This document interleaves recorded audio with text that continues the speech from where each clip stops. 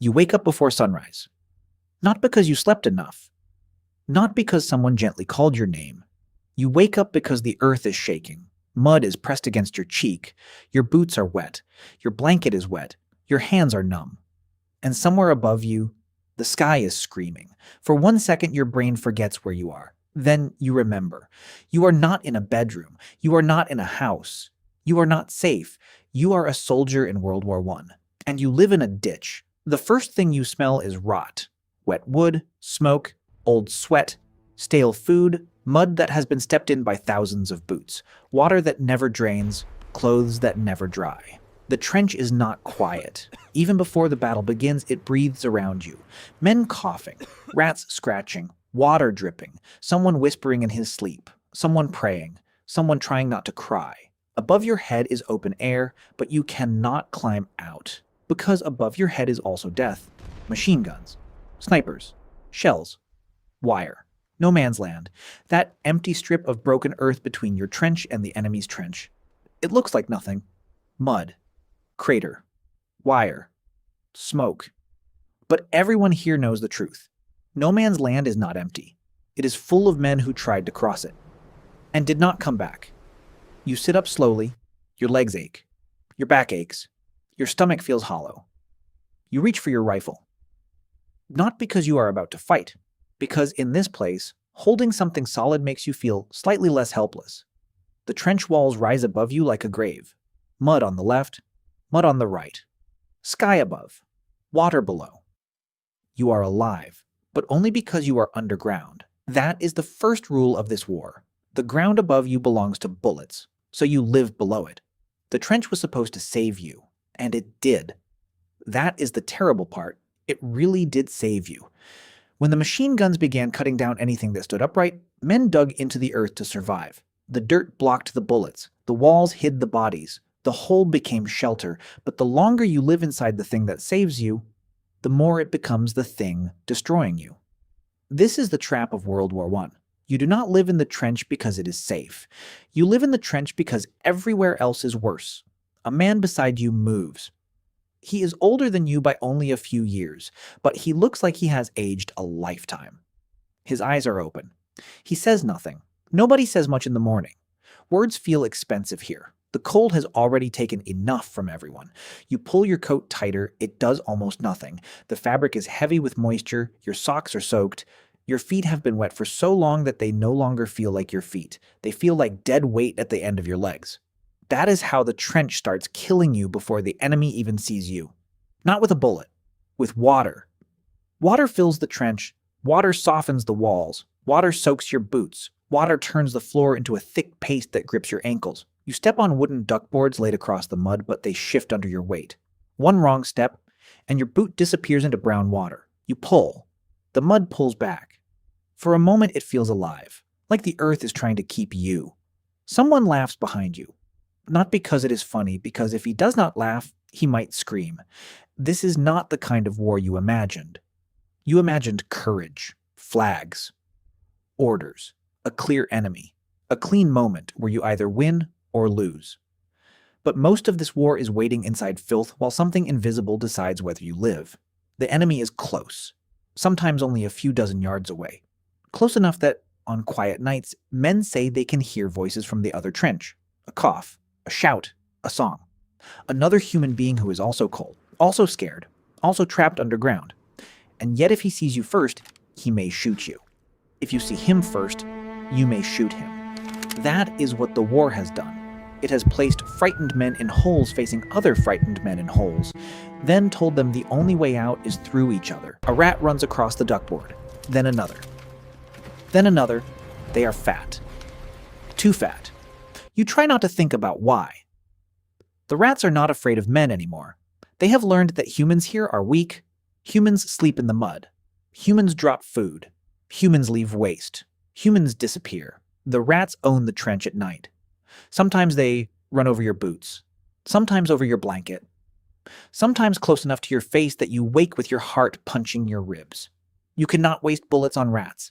A shot in the dark might draw enemy fire, so you live with them. You share the trench with hunger, with cold, with mud, with rats, with fear, and with the one thing worse than fear: waiting. That is the second rule of this war. Most of the time, nothing happens. And that is exactly what breaks you. Because nothing here is never nothing. Nothing means the next shell has not landed yet. Nothing means the whistle has not blown yet. Nothing means the gas has not come yet. Nothing means the sniper has not seen you yet. Nothing means your mind has time to imagine all of it. You eat whatever breakfast exists: hard bread, cold tea, something from a tin. You chew slowly. Your jaw hurts. Your teeth feel gritty. There is dirt in everything. Dirt in your food. Dirt in your clothes. Dirt under your nails. Dirt in your mouth. The trench does not just surround you, it enters you. Then the first shell lands, far away. A dull boom. Everyone pauses. Another one, closer. The conversation stops. The rats vanish. Even the trench seems to hold its breath. You listen. That is all you can do. You listen to the sky and try to guess whether the next explosion is meant for you. The sound comes before the impact. A rising scream, long, thin, impossible. Every muscle in your body tightens. You press yourself against the trench wall. You lower your head. You make yourself small, as if being smaller can change mathematics. The shell lands somewhere behind the line. The earth jumps. Mud falls from the wall. Someone swears. Someone laughs again. Too loud, too fast, then another shell. Closer. This is artillery. It is not like a man with a rifle. You cannot look it in the eye. You cannot bargain with it. You cannot even know where it will land. It comes from miles away, from men you will never see, from guns hidden behind the horizon. The sky opens. The earth kicks, and people disappear into noise. That is what makes artillery different. A bullet feels personal. A shell feels like the world itself has chosen a random man to erase. The trench was built to protect you from machine guns. But artillery does not care that you are hiding. It falls from above, into holes, onto dugouts behind walls, beside men who thought the dirt would save them. Now the trench becomes a box waiting to be crushed. The bombardment continues. Minutes stretch, then more minutes. Your ears ring. Your mouth is dry. Your hands shake, but you cannot tell if it is cold or fear. A young soldier across from you keeps touching a photograph inside his coat. Over and over, like a ritual. Maybe it is his mother, maybe his wife, maybe a child who barely remembers his face. You do not ask. People here carry private worlds inside their pockets. Photographs, letters, religious medals, a lock of hair, a folded scrap of paper, tiny proofs that the world outside the trench still exists, that there was once a life before mud, and maybe, if the war allows it, there might be a life after. Another shell lands closer. A section of trench wall collapses. Men shout. You move before thinking. Everyone moves. Hands dig into mud. Someone is trapped beneath wood and earth. You hear him. You cannot see all of him. Only one hand, a sleeve, a boot. Men claw at the collapse with shovels and bare fingers. Another shell could land any second. Everyone knows it. Nobody stops. Because tomorrow it could be you under there. And you need to believe someone would dig. This is the third rule of this war. The army gives orders, the trench gives fear, but the men beside you give you reasons not to fall apart. A hand grabs yours, you pull, someone else pulls. The buried man comes free, coughing mud and air. Alive, for now. That phrase lives everywhere here. Alive, for now. The shelling slows, then stops. The silence afterward is worse. Your ears still hear explosions that are no longer there. Your body is still braced for impact. Nobody trusts quiet anymore. Quiet is not peace. Quiet is the war reloading. A runner arrives with a message. Men watch him move through the trench. Everyone wants to know what he carries. Orders, food, bad news, good news. Here, paper can be more frightening than bullets, because paper can tell you to leave the trench, and leaving the trench is the thing every man fears. But not yet. Not this morning. Instead, you are told to help repair the wire tonight. Barbed wire. Out there. In no man's land. Your stomach drops. The day crawls forward. You clean your rifle. You check your ammunition. You scrape mud from parts that will be muddy again in an hour. You try to sleep sitting up. You fail. Somewhere nearby, a man talks about home. Another tells him to stop. Not because he does not care, because remembering too clearly makes the trench feel impossible. You begin to understand that survival here is not only physical, it is mental rationing. You cannot think too much about tomorrow. You cannot think too much about home. You cannot think too much about the enemy. You cannot think too much about death. You must think in small pieces. This meal, this hour, this order, this breath. The future is too large to carry in a trench. So you carry the next minute, and then the next. By afternoon, the mud has changed texture again. Some parts are thick, some parts are slick. Some parts hide holes beneath brown water. Everything smells worse when the sun warms it. You see flies. You see scraps of cloth. You see the shape of things you pretend not to recognize. The trench teaches your eyes to look away. That is another thing war does. It trains you not to see what would destroy you. A man can only absorb so much horror before his mind builds walls. So you build walls inside yourself, just like the trench walls outside, and both can collapse. Then someone shouts, "Gas!" The word moves faster than thought. Gas, gas, gas. Your body reacts before your mind understands. Hands grab masks, straps, filters, panic. You fumble. Your fingers are stiff. The mask feels wrong. Too tight, too slow, too late. The cloud rolls low across the ground. That is the cruelty of gas. It does not charge. It does not shoot. It drifts. It pours into low places, and you are living in the lowest place on the battlefield. The trench was dug to hide men from bullets. But gas turns the hiding place into a bowl. It sinks toward you, into the thing that was supposed to save you. You pull the mask over your face. The world changes immediately. Your breath becomes loud, hot, trapped. Your own heartbeat fills your head. You can see less, hear less, trust less. Everyone looks less human through glass and rubber. Men become shapes, eyes behind circles, muffled voices. The gas passes. Or maybe it does not. Nobody removes the mask too early. Nobody wants to be the test. So you wait again, always waiting, waiting to breathe, waiting to move, waiting to know if you are still alive. Eventually, someone signals. Masks come off. Air enters your lungs. It tastes wrong. Everything tastes wrong here, but you are alive, for now. And this is the cruelest pattern of the trench. Every solution becomes another trap. Dig down to escape bullets. Now mud takes your feet. Build walls to hide. Now shells collapse them. Stay low to survive. Now gas sinks down with you. Wait for orders. Now your own thoughts attack you. The trench saves your life, then charges you for it every hour. Evening arrives. The sky darkens, and the war becomes a different animal. Night does not mean rest. Night means work, because darkness is when soldiers repair damage. Move supplies. Listen for raids. Check wire. Collect what can be collected. And tonight, you are going out. You try not to stare over the edge. The trench lip is only a few feet above you, but it feels like the edge of the world. Beyond it is no man's land. A place so dangerous that even the name says nobody owns it. Not your side. Not their side. Not the living. You wait for the order. The ladder is placed. A man climbs first. Then another. Then you. Your boots touch the rungs. Your hands grip wet wood. You climb. One step. Another. Another. Then your head rises above the trench. For the first time all day, you see the whole sky. It should feel like freedom.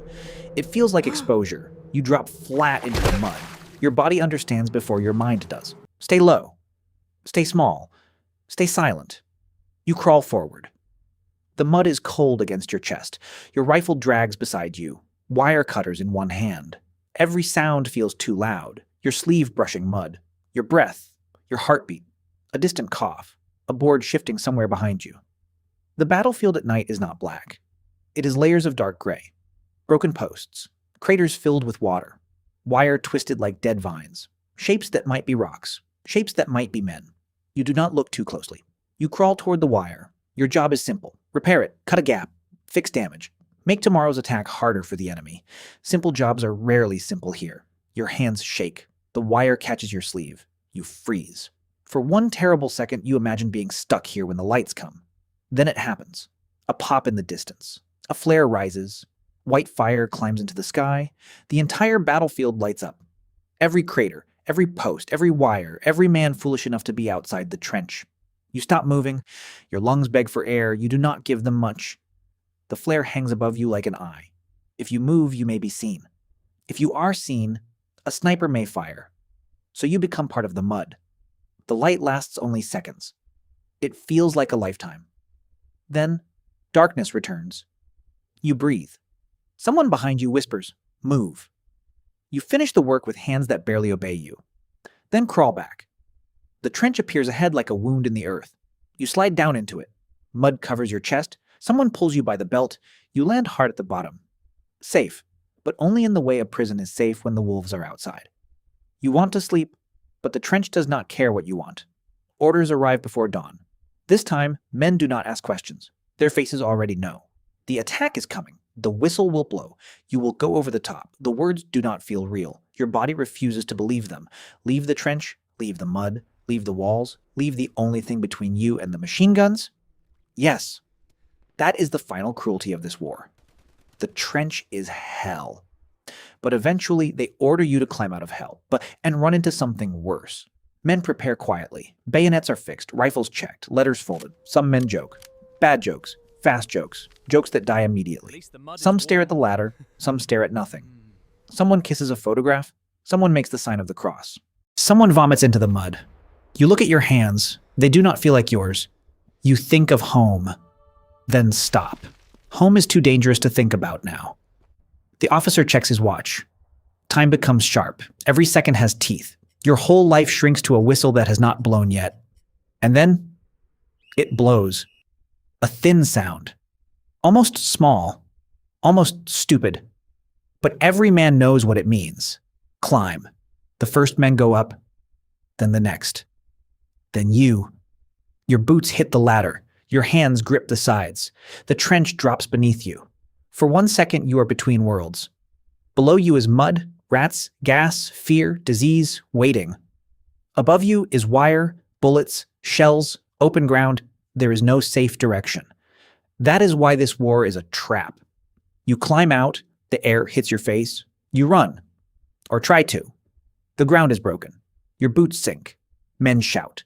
Shells burst, whistles scream, machine guns begin. Not one gun, many. A tearing sound, a mechanical ripping of the air.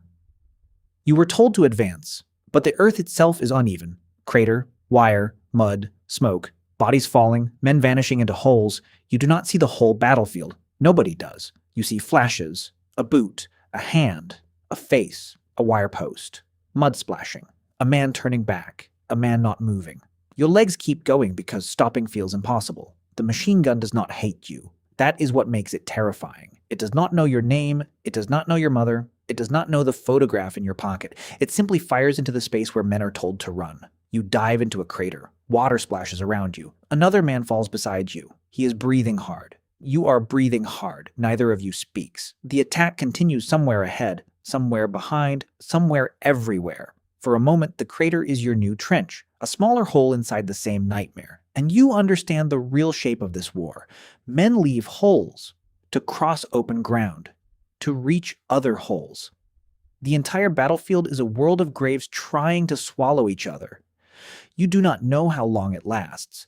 Time breaks in battle. Minutes become seconds. Seconds become years. Eventually, you are ordered back, or pushed forward, or lost, or saved by accident.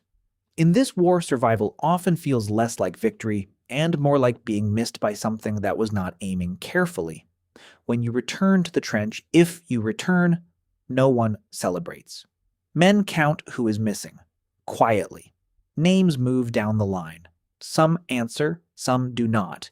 The trench takes you back. The mud accepts your boots again. The rats will return tonight. The water will still rise. The shells will come again. The whistle may blow again. And tomorrow, someone may call this survival. But now you understand what survival meant in World War I. It did not mean safety. It meant lasting 1 more hour in a place designed to break the body and confuse the mind. It meant living underground because the surface had become a machine. It meant fearing the trench, but fearing the open field more. It meant learning that a hole in the earth can save your life, while slowly stealing everything that makes life feel human. You are a soldier in World War I. You are wet, cold, hungry, exhausted, terrified. You live beside rats, under shells, behind wire, inside mud.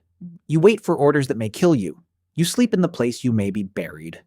And still, when the morning comes, you open your eyes. Because in this war, waking up is not normal. Waking up is victory. And every sunrise inside the trench means the same impossible thing. You survived yesterday. Now, survive today.